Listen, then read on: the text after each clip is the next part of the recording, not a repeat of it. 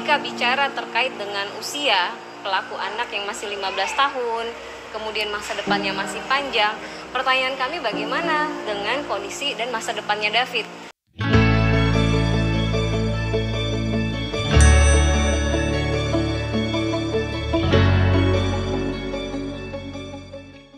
Anak yang berkonflik dengan hukum, AG pacar Mario Dandi, telah menjalani sidang pembacaan pledoi di Pengadilan Negeri Jakarta Selatan, pada Rabu, tanggal 5 April tahun 2023 kemarin.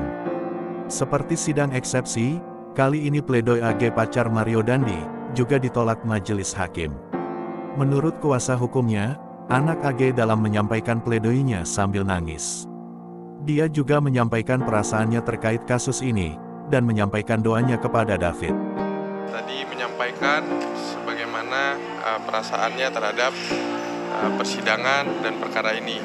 Dia juga menyampaikan selalu dan mengulang-ulang terkait doanya terhadap anak David. Jadi dia sehat, namun memang di pembacaan pledoi tadi beliau menangis. Kuasa hukum David Ozora menilai anak AG ini tidak menunjukkan rasa penyesalan ketika memberikan keterangan di persidangan, jadi terlihat anak AG ini masih berbohong, sehingga itu menjadi salah satu fakta yang dilihat oleh jaksa. Disampaikan oleh orang tuanya AG, kemudian anak AG ini juga menyampaikan kata-kata dalam pada akhir pledoi, namun kami melihat permohonan maaf atau penyesalan itu tidak diwujudkan pada saat memberikan keterangan di persidangan. Kami melihat anak berkonflik hukum AG masih berbohong, ya, dan itu dimasukkan sebagai salah satu fakta yang dibuat dalam kesimpulan jaksa penuntut umum terkait kebohongan ini, begitu. Majelis hakim menolak pledoi yang disampaikan. Ini diutarakan Melissa Anggraini, kuasa hukum David Ozora. Kuasa hukum David Ozora menilai bahwa nota pembelaan atau pledoi dari kuasa hukum anak berkonflik dengan hukum, AG, tidak cukup kuat dan rapuh. Ada 10 kesimpulan fakta yang disampaikan jaksa dalam memberikan tuntutan kepada anak AG. Selain itu, majelis hakim menolak pledoi yang disampaikan. Ini diutarakan Melissa Anggraini, kuasa hukum David Ozora. Kuasa hukum David Ozora menilai bahwa nota pembelaan atau pledoi dari kuasa hukum anak berkonflik hukum AG tidak cukup kuat dan rapuh. Tuntutan terkait anak AG itu ada 10 kesimpulan analisa fakta yang menunjukkan kesalahan dari anak berkonflik hukum AG. Sehingga kami melihat dalam penyampaian nota pembelaan pledoinya kuasa hukum AG hari ini itu cukup rapuh dan tidak kuat, tidak mampu membuktikan terkait analisa yuridis maupun analisa fakta yang mampu membantah fakta-fakta atau kesimpulan yang telah disampaikan oleh jaksa penuntut umum kemarin. Melissa berharap, hakim memberikan hukuman lebih berat kepada anak AG, melebihi dari tuntutan jaksa penuntut umum kemarin.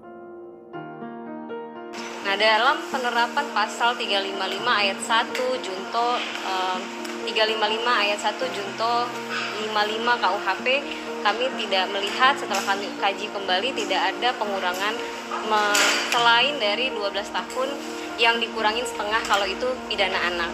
Sehingga kami berharap nanti putusan majelis hakim akan memberikan vonis yang sangat maksimal di atas dari tuntutan jaksa penuntut umum. Melissa juga mengatakan bahwa kuasa hukum anak berkonflik dengan hukum AG saat menyampaikan pledoinya meminta majelis hakim membebaskan kliennya dari tuntutan JPU. Dalam amarnya dimintakan untuk majelis hakim atau hakim tunggal ini memutuskan bebas AG. Jadi kami melihat sungguh tidak rasional jika bebas, mengingat kondisi David sampai hari ini sudah 47 hari di ruang ICU. Lanjutnya, dalam nota pembelaan yang tadi disampaikan oleh kuasa hukum, dalam amarnya dimintakan untuk majelis hakim atau hakim tunggal ini untuk memutuskan bebas ya terkait AG. Jadi kami melihat sungguh tidak rasional jika bebas mengingat kondisi David sampai hari ini sudah 47-an hari di ruang ICU. Melissa Anggraini, kuasa hukum David, menilai permintaan AG itu tidak rasional. Sebaliknya, dia berharap hakim memvonis AG lebih dari tuntutan jaksa, mengingat tindak pidananya membuat David menjalani perawatan intensif hingga saat ini dan merusak masa depan kliennya David Ozora.